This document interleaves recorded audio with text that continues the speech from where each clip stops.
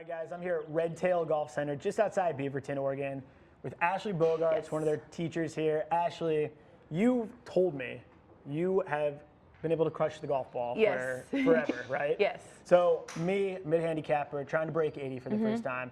I'm around 265, 270, like kind of your typical average golfer. Want that that club head speed to get more distance, right? You're going to teach me today, walk me through how to get that club head speed and utilize basically different fundamentals in the golf swing to get there, right? Sounds good. Absolutely. Cool. So should I hit a couple to start? Yeah, let's see if you to see kind of what the starting baseline is before we start making changes. I typically play a draw when I have everything kind of go right, but there's a trigger right here at address that kind of tells me rotate. Don't come fast over the top, right? So this trigger is right here. Obviously popped that one straight up, but it did go straight, and I rotated like I wanted to, right? Right. I mean, not the greatest tee shot, but avoid disaster. You're not in the trees to the right or water somewhere, right? But you have actually preached, when we talked earlier, you actually preached having more vertical, I guess, force to come through and then release the club, right? So I want to actually see you do it because you're the pro. So let me see it. And so I also kind of watching your setup. So earlier you were mentioning that you really work to get a bigger turn. Yeah. What I recommend at your startup position is actually bringing that left shoulder so that you can see it in your peripheral. Okay. Your shoulders were pointing a little bit more this way, which is going to encourage a little bit more of that cut pattern. Interesting. And so I do recommend bringing this definitely to where you can see it. Okay. That's going to promote a little bit of a bigger turn easier and allow you to drop it in the slot a lot more. So typically I play a draw. Right now it's cutting and also fading, and so I'm a little bit in between swings right now, but I'll hit some for you. Yeah.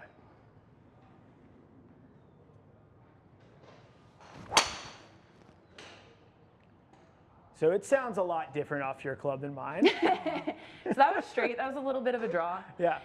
So when you see me set up, I have a really pronounced tilt.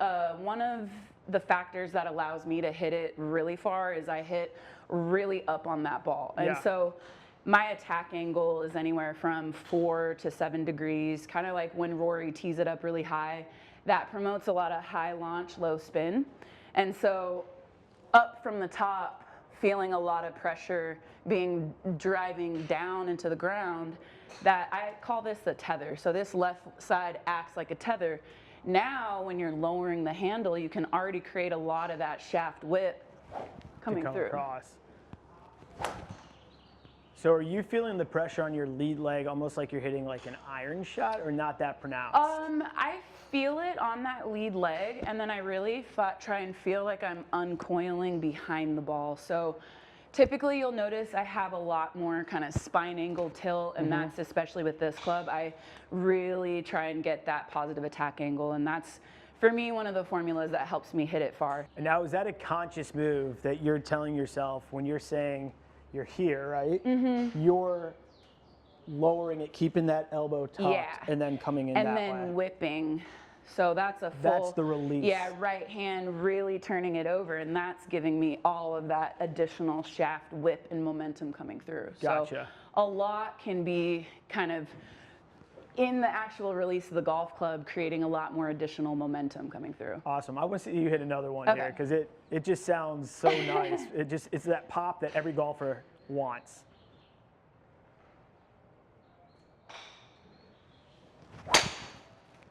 So pretty. Awesome. So I'll try to apply some of the things that you said.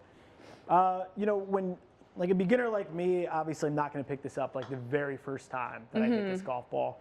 What's the one element that I should focus on right here that you think can help generate that club head speed much faster? Is it the releasing the club? Surprisingly, I'm going to actually mention tempo. Okay.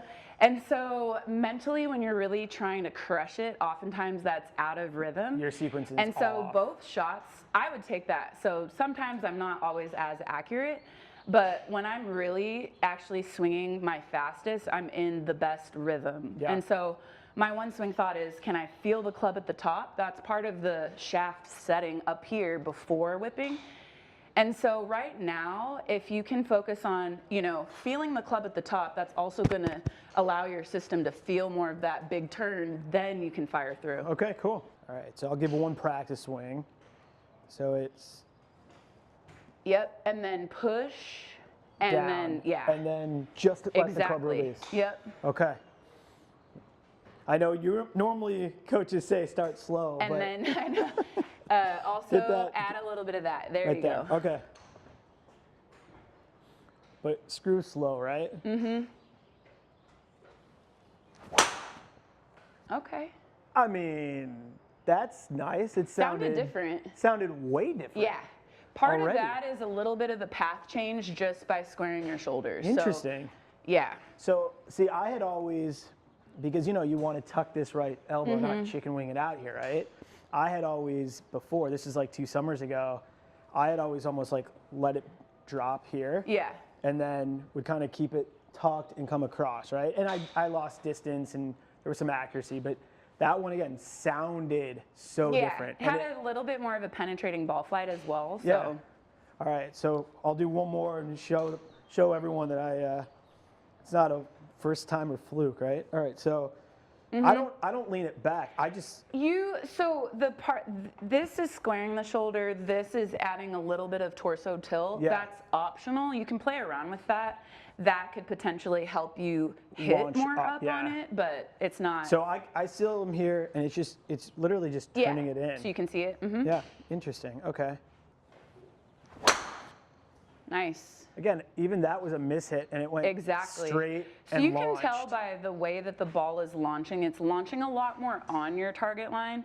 Now, if it's fading from there, you can add a little bit more of a full release coming in.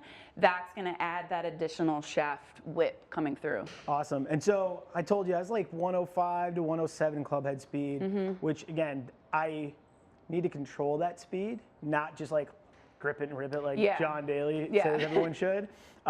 Doing something like this, practicing, repetition, getting it down, how much do you think that will add to my club head speed once I can get this down and work on, you know, the driving force in that left leg? I think the first thing is really working on feeling comfortable with those mechanics. Once you're comfortable with it, then it's taking swings and basically firing faster in general. So sometimes I like to take 10 swings just as fast as I can, not really thinking about form. That tends to wake up the central nervous system and get the system firing quickly after you're comfortable with feeling more of a push on that left side, more of a release with the hands. Cool. I think at least 3 to 4 miles per hour.